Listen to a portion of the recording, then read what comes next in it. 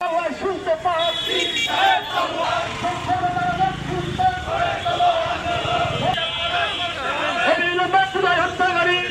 এক নম্বরে মানুষের অর্থনৈতিক সংগ্রাম আন্দোলন চালিয়ে যাচ্ছেন। আমার রংপুর মহানগর শাখার ডাকে আজকের এই সমাবেশ এবং সমাবেশ পরবর্তী মিছিলের পূর্বে আয়োজিত আজকের এই সমাবেশ থেকে আপনাদেরকে এবং বাংলার বিপ্লবী প্রত্যেকটি নাগরিককে অন্তরের অন্তঃস্থল থেকে বিপ্লবী সালাম এবং বিপ্লবী অভিনন্দন জানাই। পুরো জুলাই মাস জুড়ে আপনারা এই জুলাইয়ের চেতনাকে পক্ষে ধারণ করে এই দেশকে পরিবর্তনের লক্ষ্যে ছাত্রদের ডাকে ছাত্র জনতার পাশাপাশি আপনারা আপনাদের দায়িত্ব পালন করেছিলেন মৃত্যুকে উপেক্ষা করে। কথা ঠিক কিনা বন্ধুরা আমার? এত কথা নিজেদের ক্রেডিট নেওয়ার জন্য বলছি না, শুধু এতটুকু বলতে চাই এই জুলাইতে মানুষের অর্থনৈতিক নেতৃত্ব দিয়েছিলেন সবাই আজকে তাদের সেই লক্ষ্য থেকে লক্ষ্যচ্যুত হয়েছে।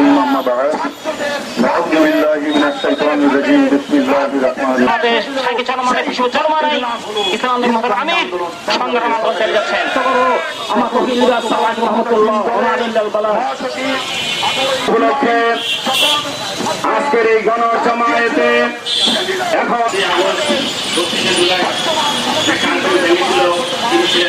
তিনি বলেছিলেন এটা ছাত্রদের আন্দোলন, এই আন্দোলনের সাথে আমাদের কোনো সম্পর্ক নাই। আপনারা শুনেছেন কিনা? কিন্তু বিশ্বাস চরমনাই 16 তারিখে তর্জনী করে তিনি বিপ্লবী শুনে বলেছিলেন, ওরে নরপিশাচ আমার সন্তানের বুকে গুলি চালালি কেন? আমাদেরকে নির্দেশনা দিয়েছিলেন। নিজস্ব ব্যানার নিয়ে তিনি নেমেছেন। প্রতিটি নেতা কর্মী আমরা ব্যানার নিয়ে বেরিয়ে এসেছি। কথাগুলো বলার উদ্দেশ্য হলো, যদি জুলাই ব্যর্থ হতো তাহলে বাংলাদেশে সর্বপ্রথম ফাঁসির কাস্টে যদি চলতে হতো ইসলামী আন্দোলনের নেতা কর্মীদেরকে চলতে হতো। কথা দুঃখের বিষয়, আজকে বুকের মধ্যে কষ্ট লাগে। আপনারা সাক্ষী আছেন, আজকের এই 5ই আগস্টে আমরা এখানে স্বাধীনতা দিবস যখন আমাদের ফ্যাসিস্ট পালিয়ে গেল, তখন আমরা এখান থেকে দাঁড়িয়ে আমরা কিন্তু আমাদের সেই হাসিনা পালিয়ে যাওয়ার পরে এখানে দাঁড়িয়ে আমরা জনগণকে সাথে নিয়ে মিছিল করেছিলাম। কথা ঠিক না? আজকে কষ্ট লাগছে সেই চেতনা নিয়ে, সেই স্বপ্ন নিয়ে বিশ্বাস চরমনাই এই জুলাই আন্দোলনকে প্রতি তিনি সমর্থন জানিয়েছিলেন। সেই স্বপ্ন নিয়ে আজ আমরা কাজ করছি। কিন্তু যারা এই জুলাইকে পুঁজি করে ক্ষমতায় এসেছেন, সংসদে গিয়েছেন, যারা প্রতিনিধিত্ব করছেন, তারা আজকে আপনারা এই দেশকে যা দিয়েছেন তা হলো বিদ্যুতের বিল আসছে ভুতুরে, মানুষের কর্মক্ষমতার বাইরে চলে গেছে। কথা ঠিক কিনা? আজকে কোথাও গ্যাস নাই, দেশের প্রতিটি জায়গায় সংকট চলছে। রাষ্ট্রের প্রত্যেকটি অবকাঠামোর মধ্যে ফ্যাসিস্ট হাসিনাকে বিদায় করার পরেও প্রত্যেকটি অবকাঠামোর মধ্যে এই ফ্যাসিস্টের চিহ্ন আমরা দেখতে পাচ্ছি। সেই ফ্যাসিস্ট আমলে যেভাবে চলেছে এখনো সেভাবে এই রাষ্ট্রটাকে চালানো হচ্ছে। কথা ঠিক কিনা? আজকে আমরা দেখছি জুলাই যোদ্ধাদের উপরে অতর্কিত হামলা করা হয়েছে। আপনারা হবিগঞ্জের ঘটনা জানেন, সেখানে এক জুলাই যোদ্ধা তামিমের চোখ আবারও এই জুলাই মাসে আবারও তার চোখ অন্ধ করে দেওয়া হয়েছে। কথা ঠিক কিনা? আপনারা জানেন গতকালকে নৃশংসভাবে আমাদের ঢাকা কলেজে ইসলামী ছাত্র আন্দোলনের একজন দায়িত্বশীলকে তারা প্রহার করেছে। কথা ঠিক কিনা? অথচ সেদিন কোটা সংস্কার আন্দোলন নিয়ে ডাক দিয়েছিল, সেদিনই ইসলামী ছাত্র আন্দোলন কেন্দ্রীয় কমিটির ডাকে গোটা বাংলাদেশের ছাত্ররা নৈতিক সমর্থন দিয়ে এই ছাত্র আন্দোলনের ভাইরাই সবার আগে বেরিয়ে এসেছিল। কথা ঠিক কিনা? আমরা দেখেছি আমাদের এই জুলাইয়ের নায়ক, আমার নায়েব আমির শাইখের চরমনাই, যিনি 1 লক্ষ নেতা কর্মী নিয়ে গত 4 তারিখে গতকালকের দিনে 4 তারিখে তিনি 144 ধারা ভঙ্গ করেছিলেন।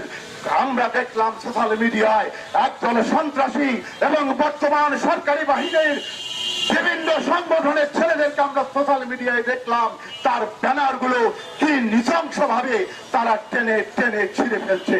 আমি জিজ্ঞেস করতে চাই, এত ক্রোধ কেন আপনাদের? আপনারা ফ্যাসিস্ট আমলেও দেখেছেন শাইখের চরমনাই ইসলামী আন্দোলনের আমিরের কণ্ঠকে কোনোভাবে রোধ করা যায় না, কথা ঠিক কিনা?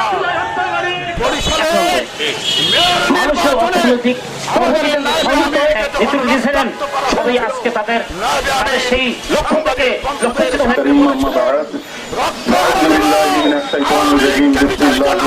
আমাদের সাইকেল চলমানে কিছু চলমানাই কিছু আন্দোলন আমির সংগ্রাম করতে যাচ্ছেন। আমার তফিকুল আসসালাম রহমতুল্লাহ আমিন আজকের এই গণজমায়েতে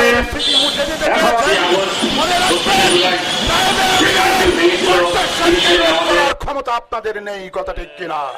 ইসলামী আন্দোলন বাংলাদেশের কর্মীরা পার্থিব কোন অর্জনের জন্য তারা আন্দোলন করে না, তারা দেশকে ভালোবেসে রাজপথে আসে, তারা ইসলামকে ভালোবেসে রাজপথে আসে, তারা মৃত্যুর জন্য প্রস্তুত হয়ে শাহাদাতের তামান্নায় প্রত্যেকটি বিপ্লবে অংশ নেয়।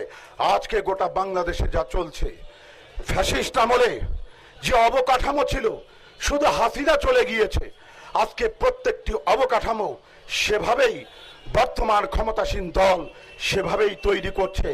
আমরা অবাক হয়ে দেখলাম প্রত্যেকটি প্রতিষ্ঠানে দলীয় লোকদেরকে তাদেরকে বসানো হচ্ছে, কথা ঠিক কিনা?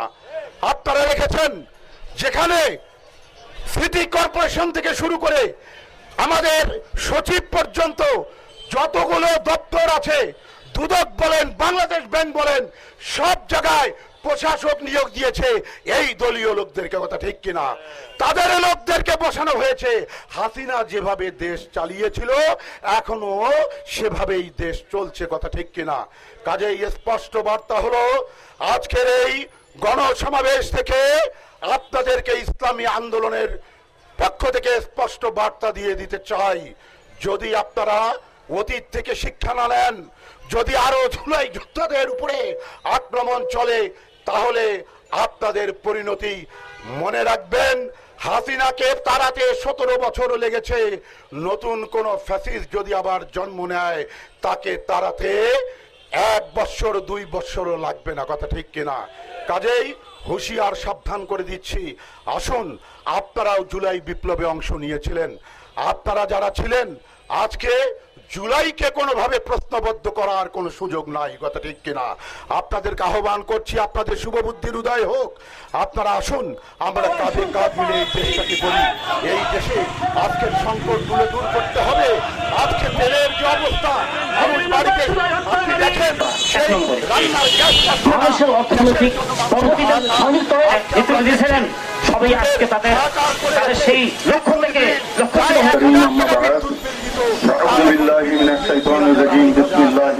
আমাদের সাইকেল চলমানে কিছু চলমানাই ইসলাম আন্দোলন আমির সংগ্রাম করতে যাচ্ছেন। আমার তফিকুল আসসালাম রহমতুল্লাহ আমিন আজকের এই গণজমায়েতে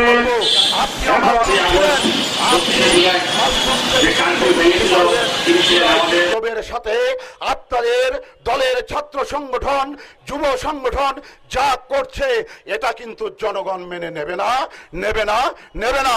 পীর সাহেব চরমনাই তিনি তখনও যে অবস্থানে ছিলেন এখনো সেই অবস্থানে আছেন। আমাদের আমির ডাক দেওয়ার সাথে সাথে পিপিলিকার মতো আবারও ইনশাআল্লাহ ইসলামী আন্দোলন তার প্রতিটি সহযোগী সংগঠনকে নিয়ে রাজপথে শাহাদাতের তামান্না নিয়ে ঝাঁপিয়ে পড়বে। আগামী বিপ্লব সংগ্রামে আপনাদের পূর্বের মধ্যে পূর্বের চেয়েও আরো বেশি শক্তি নিয়ে অংশগ্রহণ করার উদাত্ত আহ্বান জানাই। এবং পরিশেষে আমাদের নব যে সেক্রেটারি, আমাদের রংপুরের পরিচিত মুখ, শ্রমিক আন্দোলনের সাবেক সভাপতি নূর মোহাম্মদ জিহাদিকে আমি আন্তরিকভাবে অভিনন্দন জানাচ্ছি। আমার বিশ্বাস রংপুর মহানগরে জেনজিদের মধ্য থেকে আমরা একজন নেতৃত্ব নিয়ে এসেছি, আলহামদুলিল্লাহ বলেন। এই জঞ্জির প্রতিনিধিত্ব যে করেছে, সেমনি নেতৃত্ব আজকে মহানগরের সেক্রেটারিতে আছে ইনশাআল্লাহ।